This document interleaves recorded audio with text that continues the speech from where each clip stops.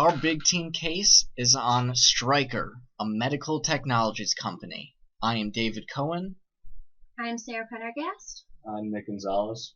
And I'm Trent McLean. The medical device industry is one of the fastest growing areas in healthcare. Our analysis, which focuses on Stryker, is a Fortune 500 medical technologies firm. A little bit of background on Stryker. It was formed in 1941 by Dr. Homer Stryker when he began selling inventions he had created for his patients. Stryker has been first in several things, such as an oscillating saw, a fully soakable video camera, and global open platform orthopedic navigation. And on to the external analysis. The U.S. economy's GDP has been at a steady general incline over the past 10 years and is projected to continue to increase. The GDP in the U.S. is expected to exceed $1.8 trillion by the end of this quarter and reach over $20 trillion in 2020. Provided that the projections are correct, this would be very beneficial for the medical technology industry and for Stryker. As the economy grows, consumers are not only more likely to spend, but they are also more likely to invest. Society as a whole becomes more confident in the economy and of new markets.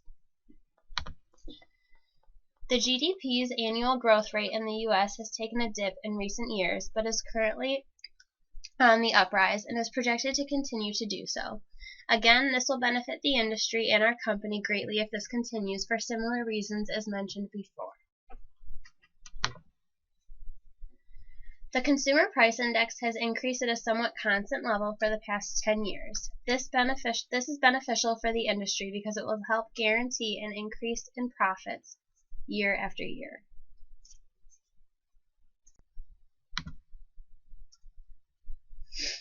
Unemployment levels in the U.S. are currently declining after a spike from 2009 to 2011 after the stock market crash and recession. This is beneficial for the industry and the optimal levels of production will occur.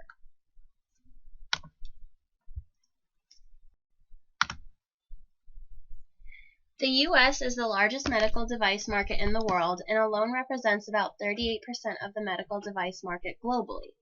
The medical device market in the U.S. was approximately $110 billion in 2012 and has experienced continued growth. Of that $110 billion, $44 billion accounted for medical devices that were exported from the U.S. to other countries. Globally, the U.S. is recognized in the medical device industry for their innovative and quality products. Though the U.S. is the primary market for the medical technology industry, there are growing opportunities to expand in other countries as well.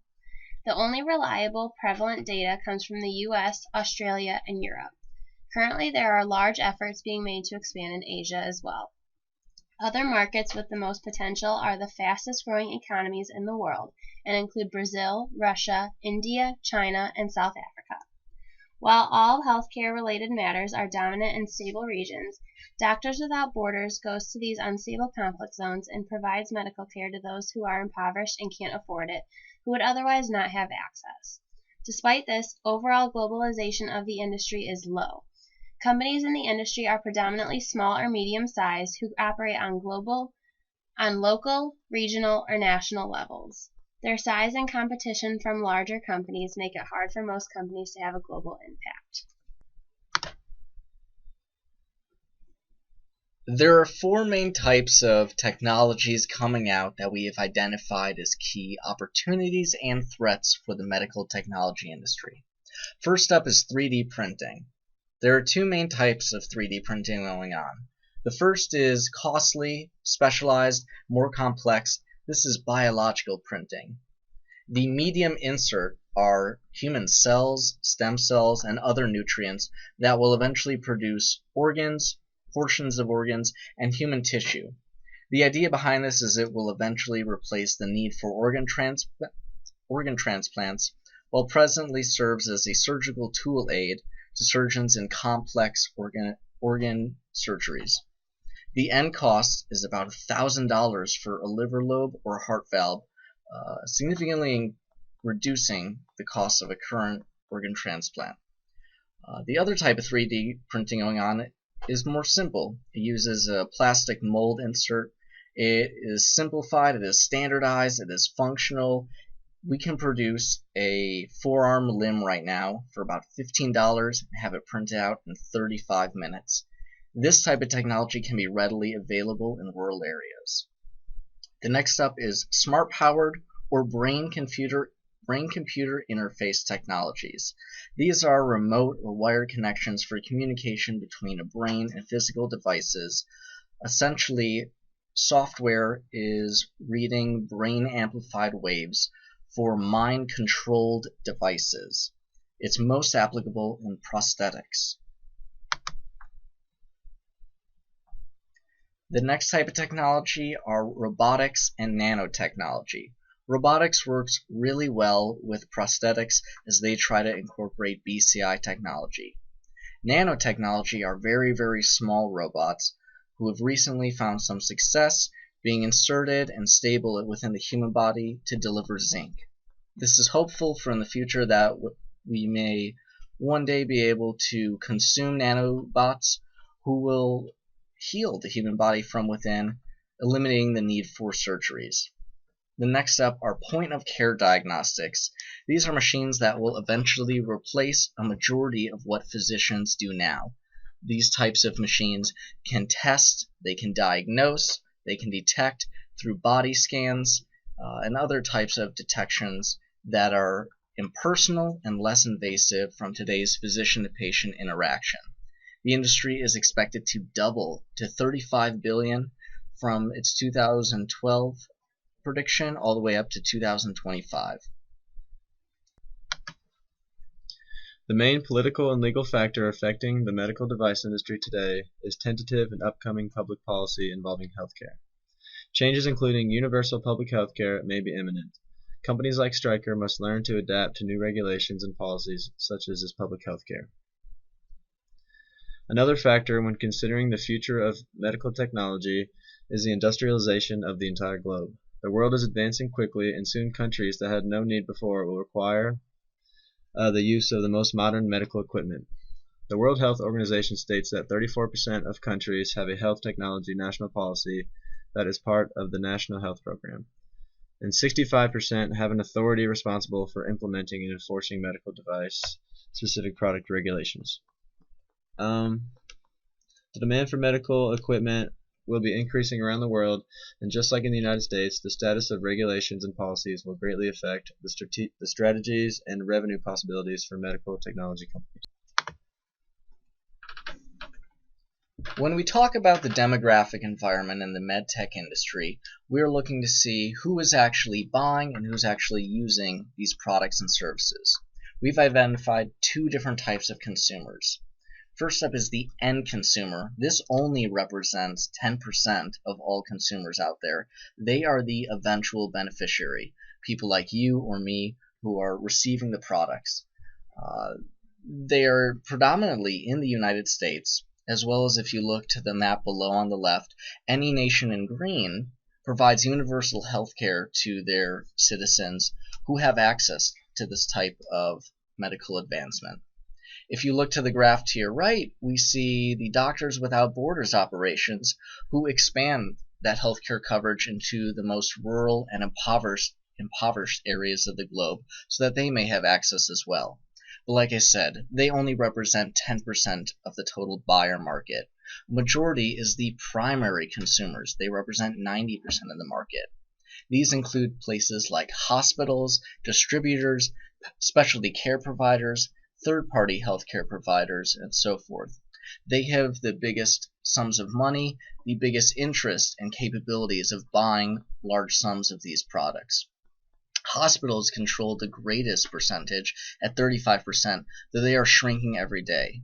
New research indicates a prevalent amount of infection going around hospitals, as well as they are so large they have too much overhead, and they are gradually shutting down in favor of these smaller specialty facilities who still have an increased amount of buying power. They are able to get these products to every different type of race, gender, creed, and religion. Within the medical technologies industry, the threat of new entrants is relatively low. We want to figure out why that is. Let's take a look at the industry at a glance. We know that 6,500 US firms exist, but there is an unknown amount of international firms. We do know that the top 10 firms control 35% of the total global market. The top 20 firms control 51 to 60% of the global market, depending on which statistic you go off of. The top 3 US firms control 30% of the national market. The reason for this is the barriers to enter are relatively high. A newcomer must be very innovative, but also have some significant startup capital just to get off the ground. There is virtually zero expected retaliation from these existing firms, and that is because they have established a pattern of an acquisitional strategy. In order for the top firms to maintain their dominance and innovation, they have strategized to extend highly lucrative cash buyout offers to these smaller startup companies. They are highly encouraging people to enter the market, knowing how difficult it is. Once they start to pick up some steam, these top firms make this huge cash offer where they can't refuse, and it maintains the dominance that these large firms presently have. When looking at the bargaining power of suppliers, you must first look at the raw materials used. Two major materials used in manufacturing are plastic and steel, though other raw materials include chemicals, fiberglass, and other metals such as titanium. Plastics are the primary source of raw materials used in the medical technology industry. Plastics are produced from oil, therefore changes in oil prices directly impact the cost of plastic. To avoid fluctuating raw material prices that may impact companies negatively, companies often adopt long-term contracts that guarantee a set price. They also may make changes to the supply chain to improve productivity to cut costs. The overall bargaining power of suppliers in the medical technology industry is low to medium. There is a large selection of suppliers for producers to choose from. The bargaining power of suppliers has the potential to be medium level because of the probable costs associated from switching from one supplier to another. In this industry, buyers are primarily going to be physicians, hospitals, nursing homes, and in some cases, households. The amount of market power a seller has is determined by the amount of protection they have on their patents and by how limited their competition is. Different firms will sell similar devices that have different features, and there are patents that protect some of these features which allow the seller to cover their costs and earn a profit. Buyers often lack the pricing knowledge and also face high switching costs, which also gives the seller market power. Manufacturers will often introduce varying prices to different buyers, and to ensure the amount they charge one company will not affect the expectations another company has about price, they will enforce contracts that do not allow buyers to disclose final pricing of the product or services to anyone not involved in the purchase. Buyers in this market vary significantly, and even similar buyers such as hospitals all have qualities that differ greatly from another that affect what kind of products will be beneficial to them. Overall, there is a large amount of suppliers, but there is also a high demand for quality, innovative products. Because of this, buyer power is moderate. There are a number of substitute products available in the medical device market, such as wheelchairs, crutches, drugs, etc. However, many of these products are not of the necessarily quality or viable enough to be used in the industry. Barriers to entry are high and competition is high, which discourages new competition from creating new substitute products to enter the market.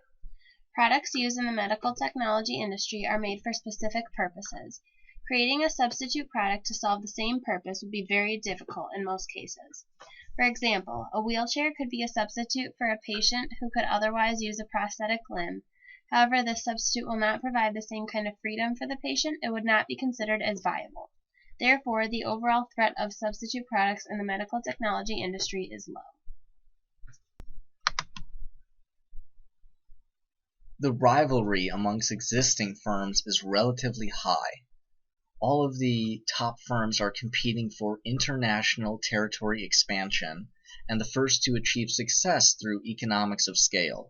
Being a larger firm allows them higher negotiation power with their suppliers related to their size.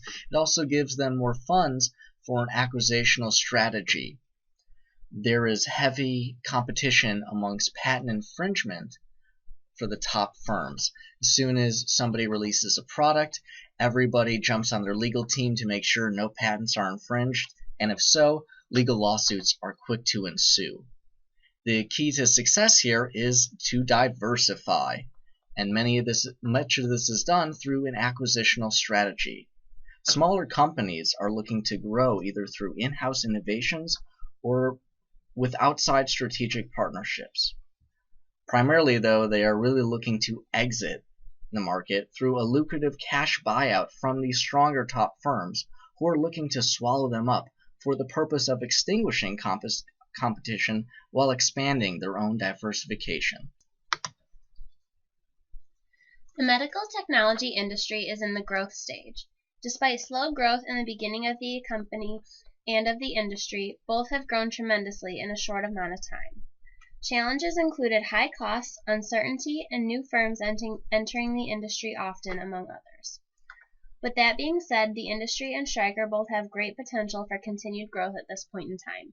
Technology is being created and innovated at a rate quicker than ever before and can only benefit the strides being taken in the industry. Globally, operations are expected to continue to expand, as right now globalization is low and the U.S. is the primary market. Populations are also expected to live for extended periods of time, and as they do, the healthcare industry will continue to grow as more needs present themselves. If we take a look at the industry structure, we notice a consolidated oligopoly of power on the top 20% of all companies involved in the medical technologies industry. The lower segment is fragmented amongst 80% of all companies who have 50 employees or less. The top companies range between $25 and $50 billion in annual sales. They control 30% of the market. The next tier down is companies that have between $1 and $10 billion in annual sales. They control 15% of the market. Below them are companies with between $100 and $500 million in annual sales. They also control approximately 50% of the market. However, a majority of these companies never reach above $100 million in annual sales. While they represent 80% of the total companies out there, they really only hold 40% of the market.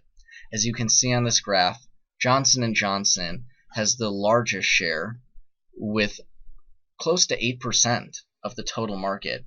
And if you go down the line, we find Stryker in 8th, controlling close to 3% as of 2016. As of October 9th, 2014, according to the medical device and diagnostic industry, the top 3 medical technology companies worldwide based on total revenue and market capitalization are Johnson & Johnson, General Electric Company, and Medtronic Inc.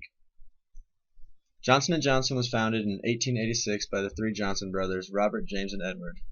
They have pioneered standards such as antiseptic surgery, the first aid kit, baby powder, dental floss, and the Band-Aid brand.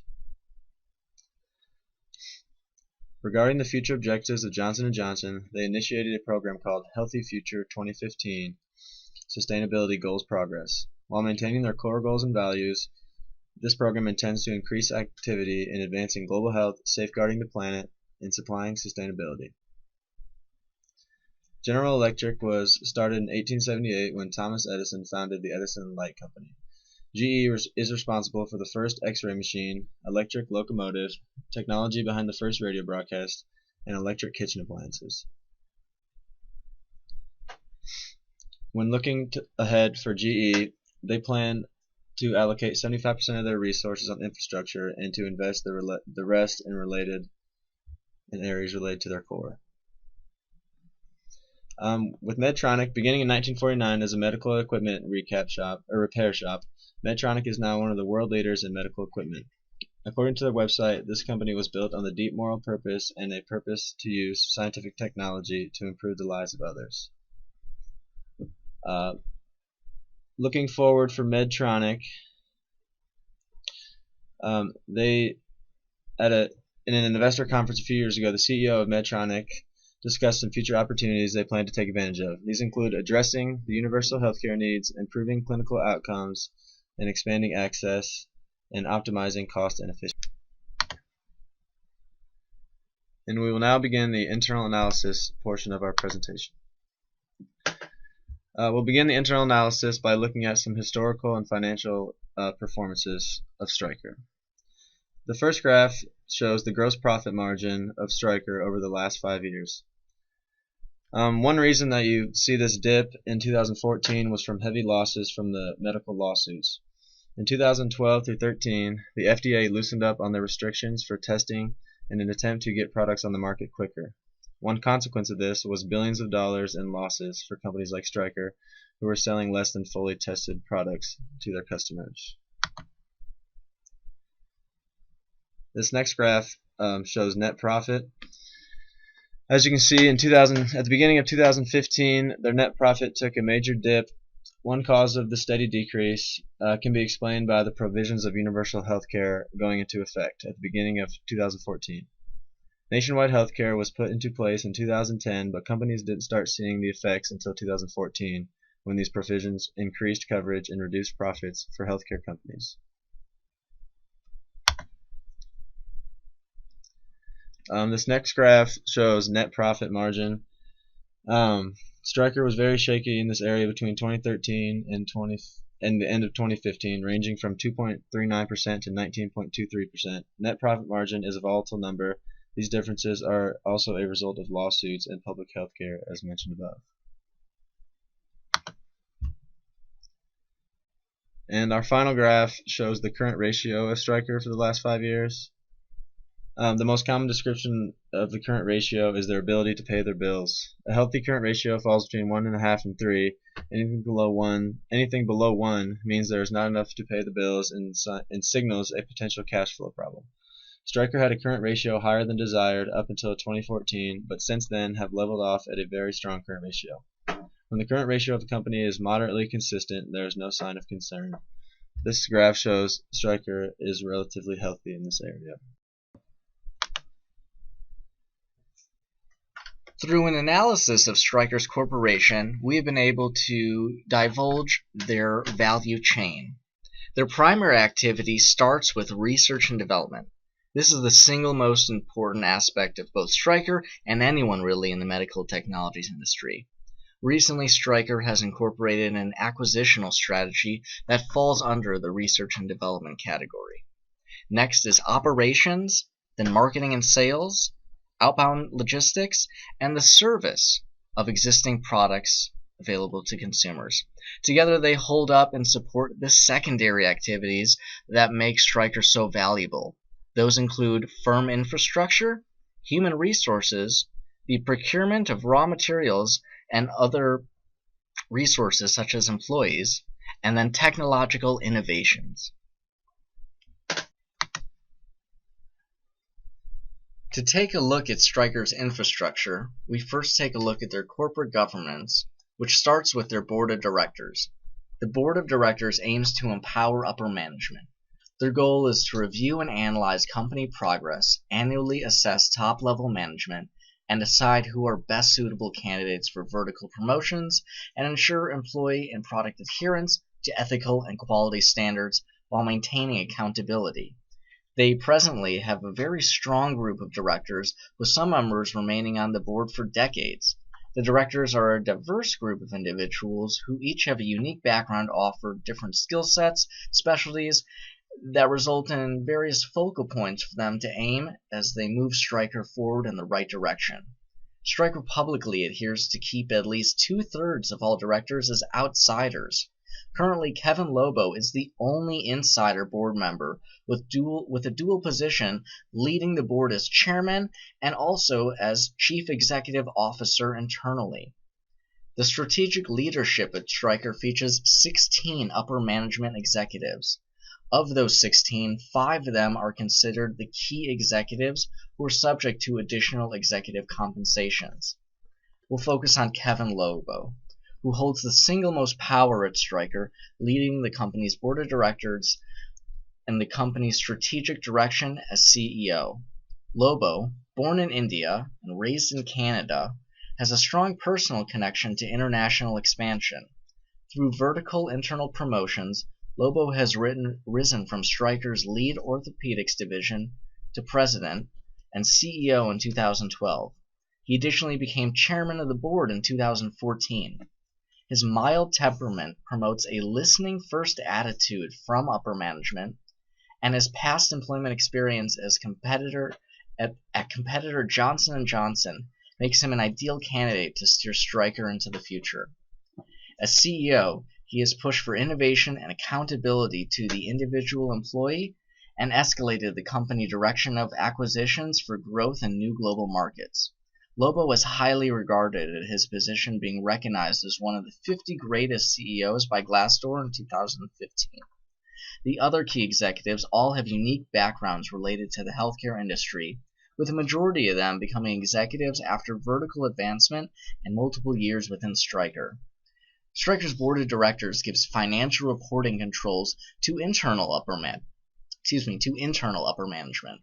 Overall controls and procedures are spearheaded by the CEO, vice president, and CFO.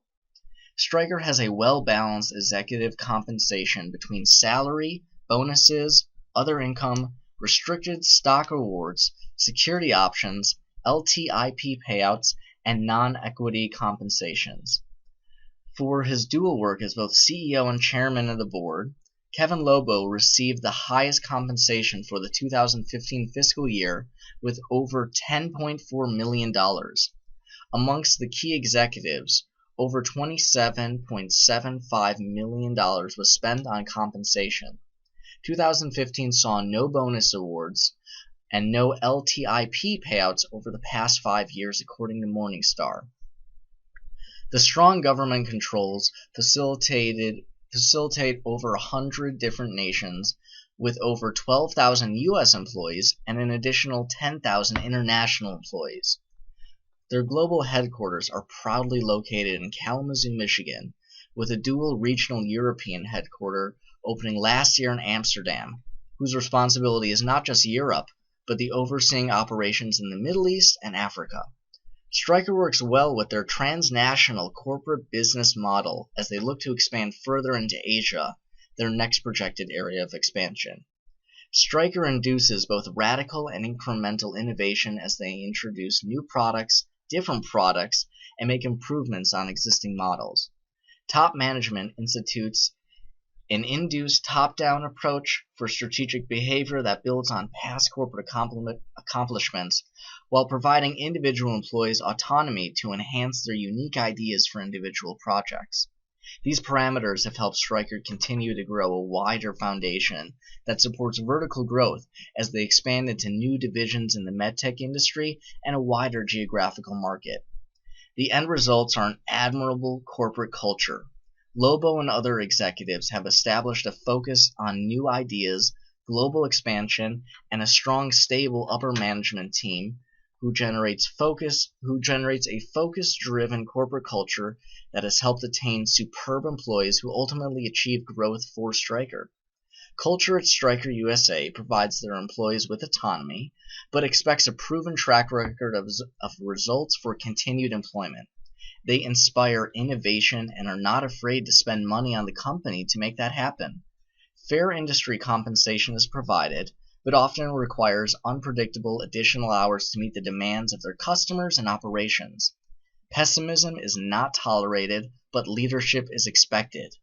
Many employees discover success and achieve long-term employment within the corporate culture, but some obtain corporate culture disruption and are released within the first 6 months.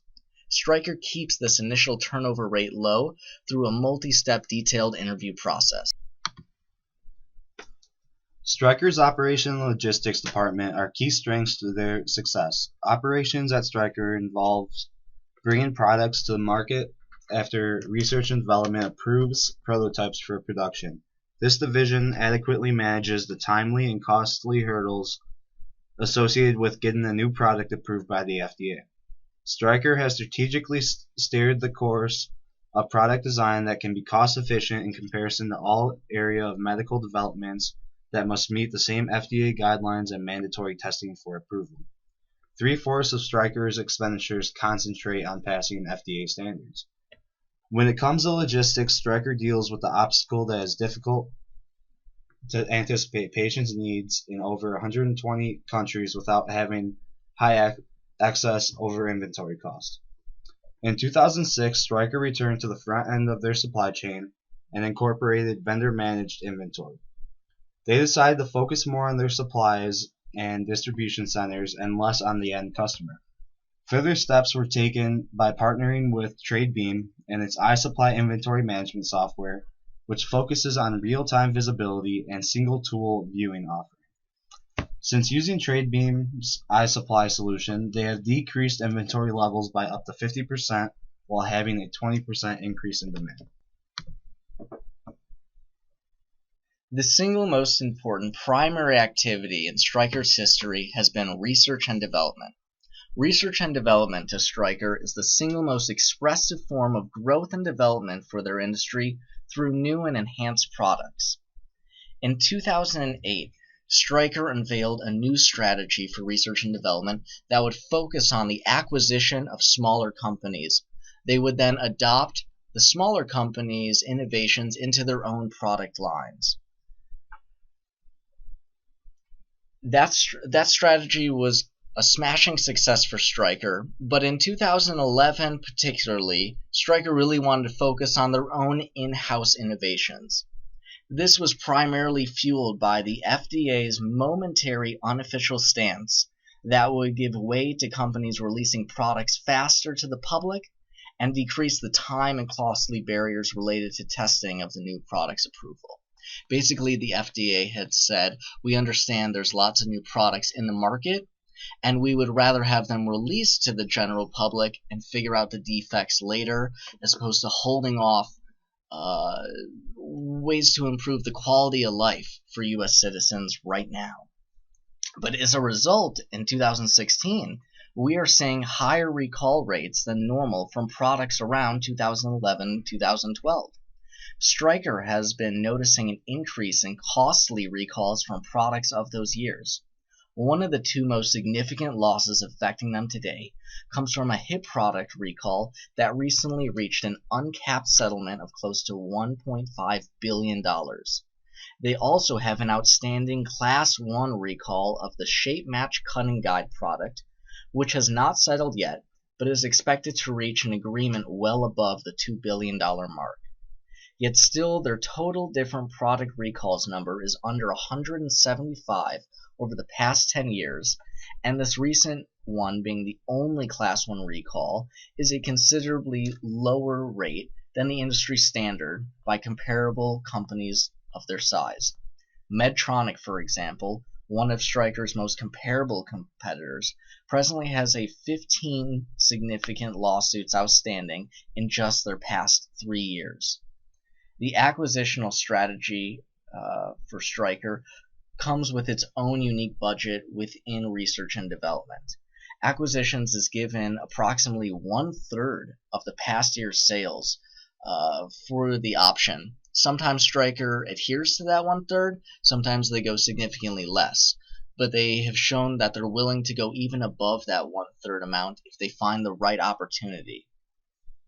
Research and development has its own budget, which is just over 6% of last year's sales, significantly lower than the acquisitional amount. The way that they work together in a cohesive divisional relationship is that research and development gets the credit for introducing so many new products under the Stryker banner that it helps the company grow vertically, and thus more weight and credit goes to research and development, even though it really came from the acquisitional company. It has worked out, though, with smashing success.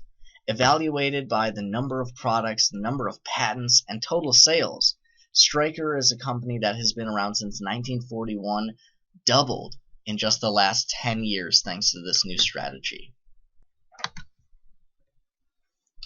Marketing and sales is a division that near every company wished was stronger industry-wide, and Stryker in the medical technologies industry is no different. Positively, their sales and global market reach are stronger than ever to date. The MedSurg and Neurology division is growing at the fastest rate. MedSurg division represents 37% of total sales, and they have the highest growth of any Stryker division at 10.8% over the past fiscal year. The key areas of surgical equipment, navigation, neurospine and ENT, and interventional spine combined for $1.8 billion in total sales over the 2014 to 2015 fiscal year. Stryker acts as the second largest market shareholder in orthopedics with 13%. The single industry leader is Johnson & Johnson with 21%, though their MedTech division is approximately 3 times larger than Stryker's, according to a 2014 report. We see an increase in growth in sales important to recent history, with the 2013 to 2014 fiscal year achieving $9 billion in revenue, the 2014 to 2015 fiscal year achieving $9.8 billion in revenue, and the 2015 to 2016 fiscal year achieving $9.95 billion in revenue. Through marketing and sales efforts, Stryker has put themselves in a comfortable financial standpoint. It is estimated that Stryker holds $4.3 billion in cash and cash equivalents and carried $3.5 billion in debt as of March 31, 2015. In 2013, Stryker generated $2.2 billion in free cash flow. With increased productivity, sales, market expansion, and overall intelligent business decisions, this capital holding will continue to increase even more. With Stryker being one of the world's leading medical technology companies, information technology is an important part of their day-to-day operations. They are a very technologically advanced company and are very secretive about what they release to the public. In order to find information on Stryker's IT, we had to look at upper-level job applications. These applications suggest Stryker does most of their internal work on cloud services. Not only must you have experience in cloud technologies, you must have certifications in many technology programs and software. Reiterating from the operations and logistics section, Tradebeam's iSupply was a huge step in terms of technology. We make assumptions that some of what Stryker does in IT that makes them so great is an in-house secret. Stryker has always been able to maintain their strong public image through exceptional human resource practices. Modern achievements represent the success in this department with awards such as the Excellence Through People Award in 2005, an Irish award recognizing HR development supported by employees, trade unions, and government. A more recent award, in 2008, Stryker was recognized as an admired company for human resources.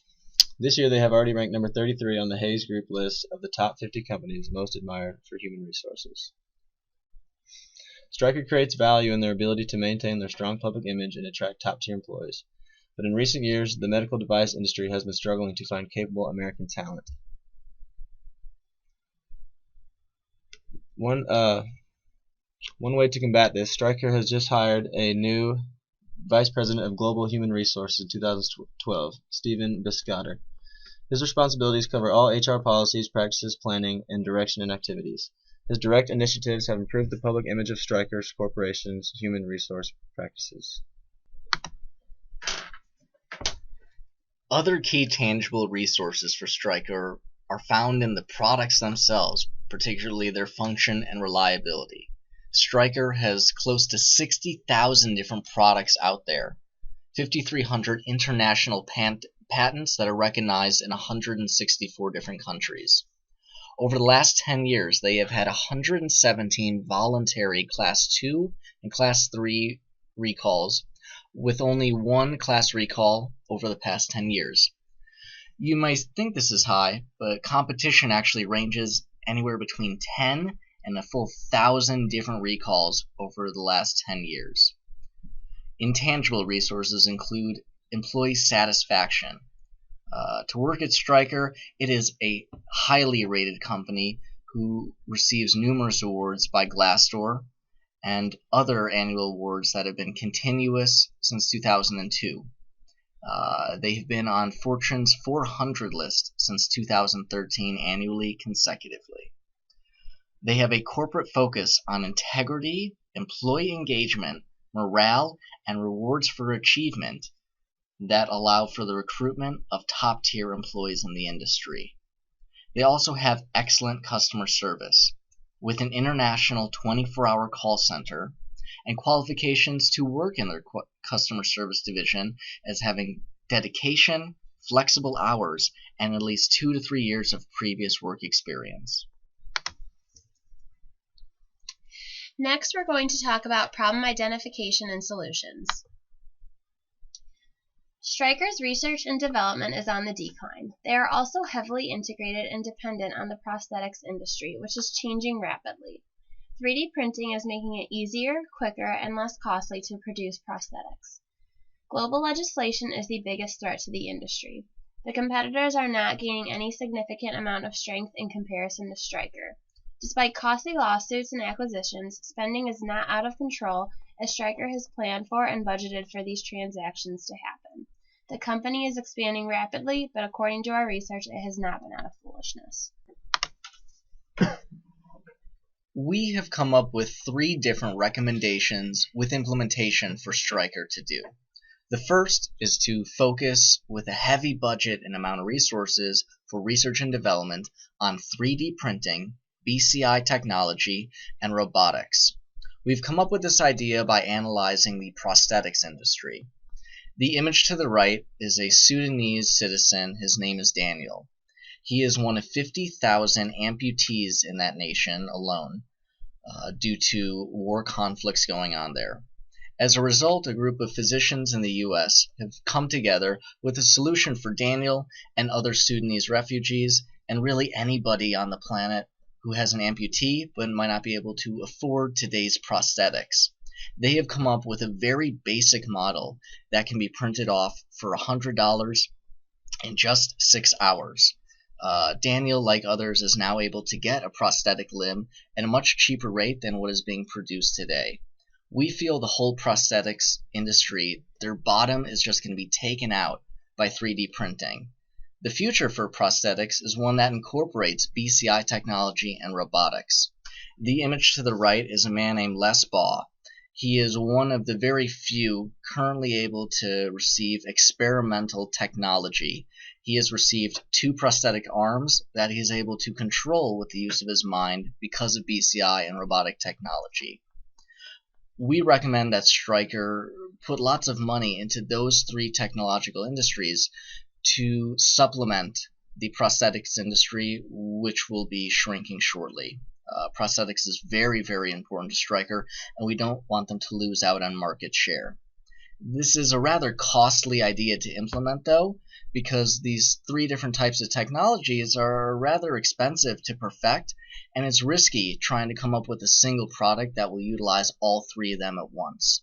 It's sort of a race to the finish line, and if Stryker doesn't get there first at a reasonable cost, they're going to also lose out in that area as well. Another recommendation Stryker could do is acquire like companies with similar resources that expand their geographical territory. Stryker could use their excess cash in doing this to enter new markets. This would allow Stryker to build on their already set foundation and expand to new regions. Expanding their geographical territory would increase both sales and their customer base. When acquiring companies with similar resources, they can expand their development on new and their already existing products. Another perk would be providing similar products to their already existing product line. This would increase company sales because they would be able to provide alternative options in all regions. This strategy would provide a low cost and low risk option while not exhausting excess cash. If Stryker is only going to adhere to one of our recommendations, we advise this is the best course of action to reassure Stryker's market share growth. Our third recommendation for Stryker is to invest in diagnostic imaging. One study by Dr. James Thrall states in an article that the future of the medical imaging will create a lot of competition and research for ownership of the imaging methods, which will have high value. He also states the medical imaging will bring very positive new capabilities to the healthcare system. Based on this doctor's research, this seems like a good strategy for Stryker. Overall, imaging in the healthcare industry has always been a strong market with innovations such as ultrasound and MRIs. This does have some limitations and drawbacks, though. Anytime you enter a new market, you enter unidentifiable risks. Diagnostic imaging may end up not meshing as well as we had hoped with Stryker's present resources and end up costing them a lot of money too.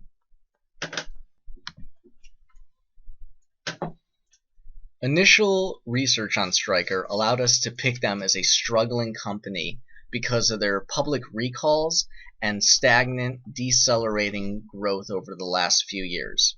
Further research actually realizes their losses from their recalls did not really affect them.